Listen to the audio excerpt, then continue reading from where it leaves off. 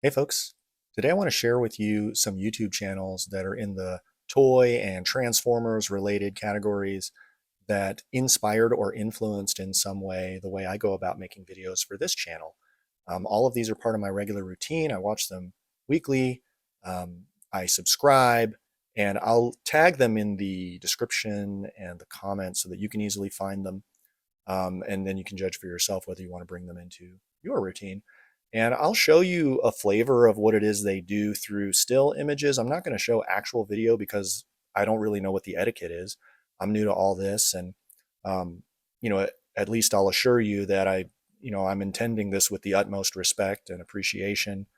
Um, and there's no cynical like algorithm gaming or anything. If that crosses your mind, I wouldn't blame you for it, but I don't know how to do that. And if I were, I imagine I would probably pick like much larger channels, but these are channels that are definitely successful by any measure.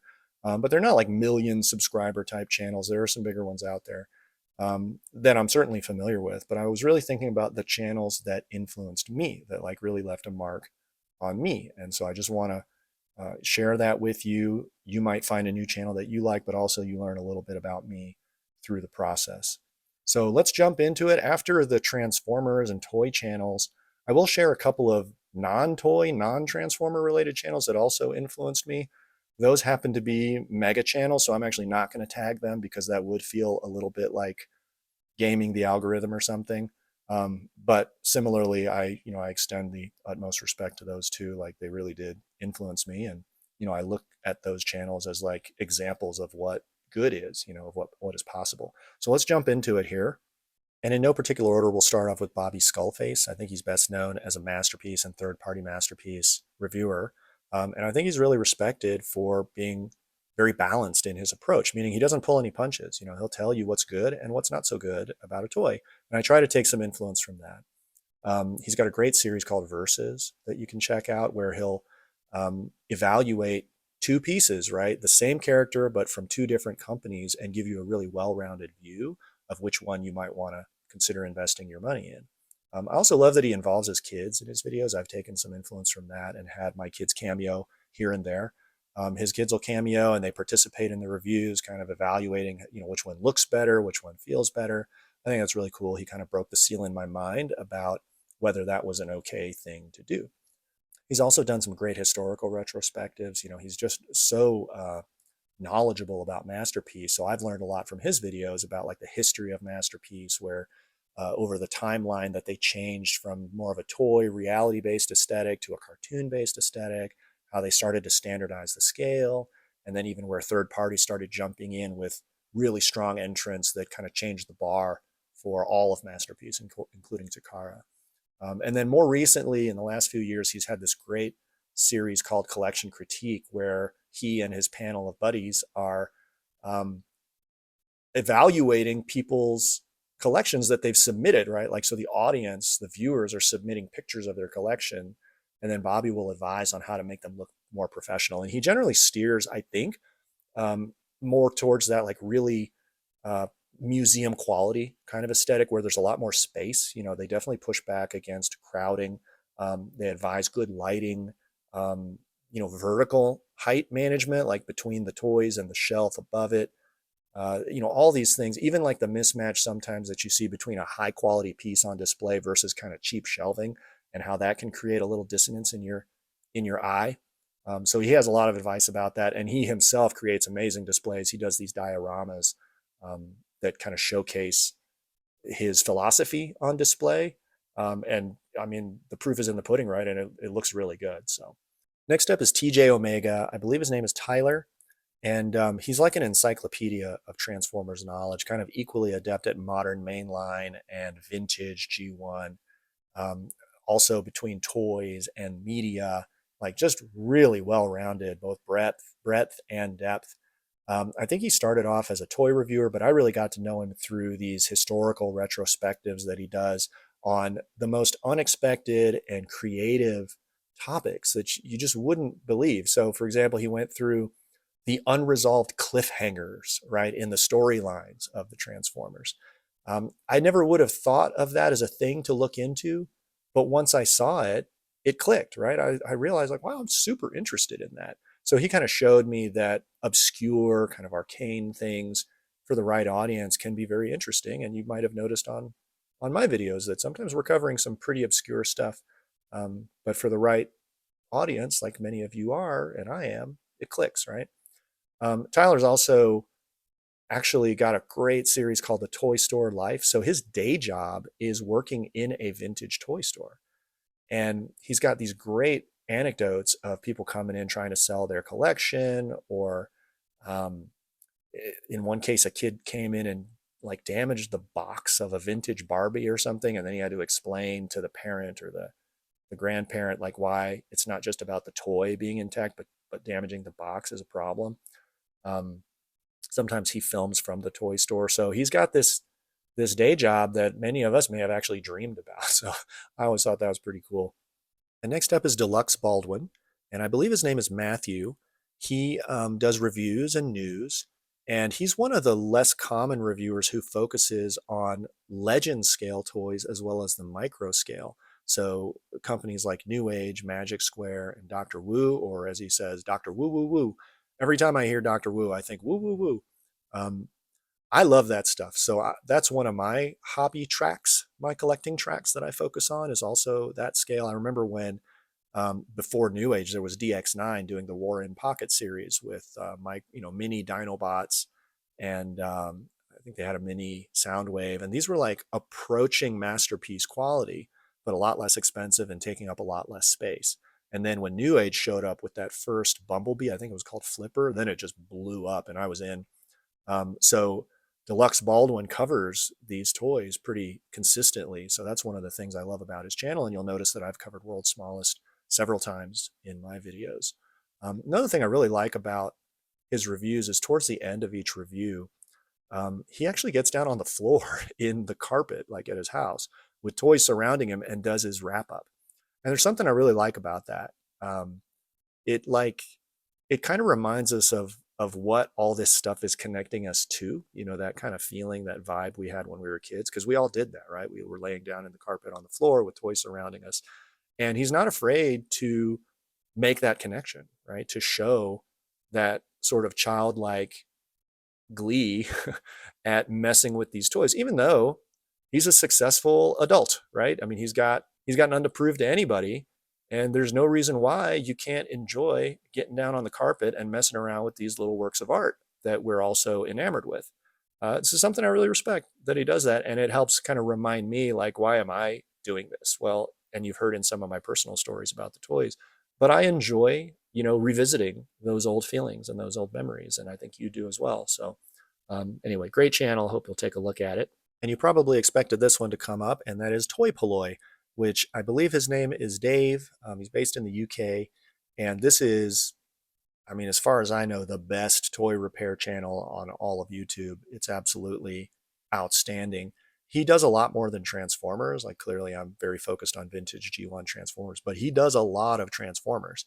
He also covers Master of the Universe, Star Wars, Mask. He can fix anything, and he's done a lot of great Transformers videos. And there's one in particular that really stuck with me, and that was his Mirage waist repair.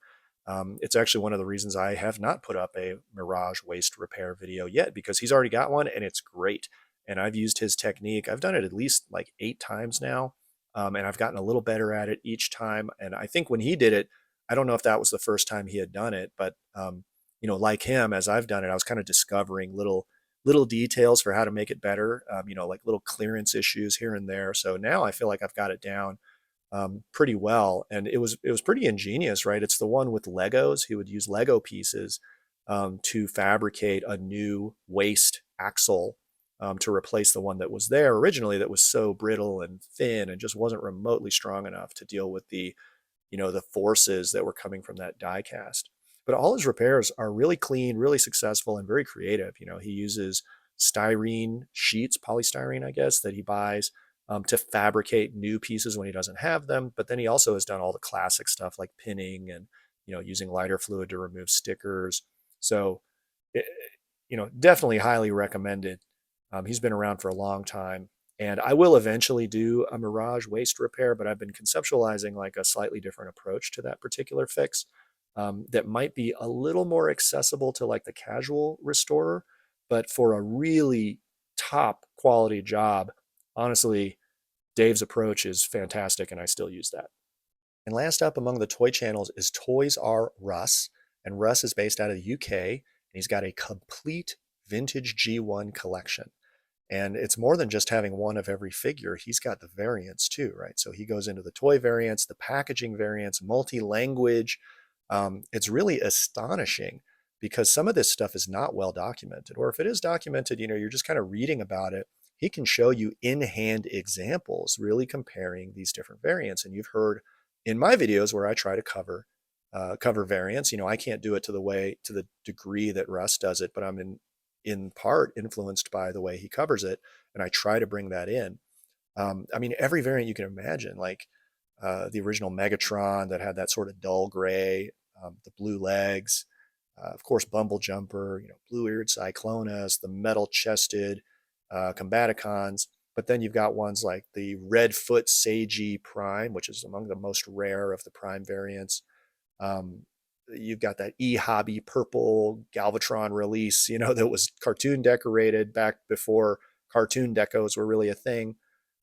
Stepper, Target Master Stepper. There was a time early on when I was on the news groups with all the kind of early collectors, and Stepper and Artfire were considered like the holy grails. They really were the most rare Transformers you could track down. I don't know if that's still the case, but at least at the time, that's how we talked about them. And then Russell also do a thing, I think he calls it Monday morning or the Monday mystery box reveal, where he gets new stuff in all the time, and he'll go through the process of unpacking it, but drop clues where you can kind of guess what it is. And then once he busts it out, it's some incredibly rare, valuable thing. Some like carded, Canada release of a Protectobot, but it'll be something amazing, something very valuable. I don't know how he does all this. But great channel, just a real treasure trove of knowledge that, especially if you look at the earlier videos that are more focused on his own collection. I think that's how he kind of started out. There's just so much impressive trivia there. There's a lot to learn, and it could become a very expensive obsession, by the way. If that inspires you to go track down variants, it's going to be costly, hopefully equally rewarding. But then his more recent videos, he still covers those kind of things, but he also has brought in a lot of variety in terms of like the modern releases, and then kind of news. He does on-site visits. There's this Transformers store in the UK and in London. I haven't been there. I was in London a year or two ago and almost made it over there, but I just got tied up with other stuff and couldn't make it. But he goes down on like a weekly or bi-weekly basis and checks out what the new stuff is. So highly recommend the channel. It's so enjoyable to go through all those treasures. So definitely give that one a look. And now I want to share with you a couple of channels that are not toy related, but they still influenced me and how I'm doing this channel. The first one is Rick Beato, and he's got a series called What Makes This Song Great? And I've got a series called What Makes This Toy Great? And that's not a coincidence. He is a music producer, and he has access to all these stems, the individual tracks of really famous songs. So he can decompose them and let you listen to just the keyboards or just the backing vocals or just, the drums. And you may hear something for the first time that you've actually heard all your life for decades, but now you really are able to key in on it and appreciate the role it's playing in the bigger composition. And I'm not doing the same thing, but I am taking that kind of inspiration and trying to illuminate things about these toys that were right under our noses for a long time, but you may not have noticed or appreciated. There's no particular reason you would have stopped and parked on that little detail. But once we do park on it, we can see, oh, that's something really interesting. That's something really elegant or clever.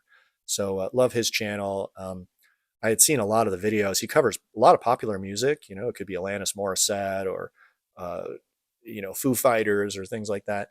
But it was one called Electric Sunrise by Pliny, which is this prog instrumental guitar, jazz, rock band. I had never heard of them, but he deconstructed this song, Electric Sunrise, and the time signature is 13/8, and for whatever reason, that song really clicked with me, and he was able to extract things and kind of put them at the forefront that I probably wouldn't have noticed. So he also gets amazing interviews. He's had like Maynard James Keenan from Tool, and he also turned me on to this Australian like prog metal band Carnivool, which I'm totally obsessed with now. So Rick Beato's a great channel. Highly recommend it if you haven't heard of it. But since it's a huge channel, you probably have heard of it.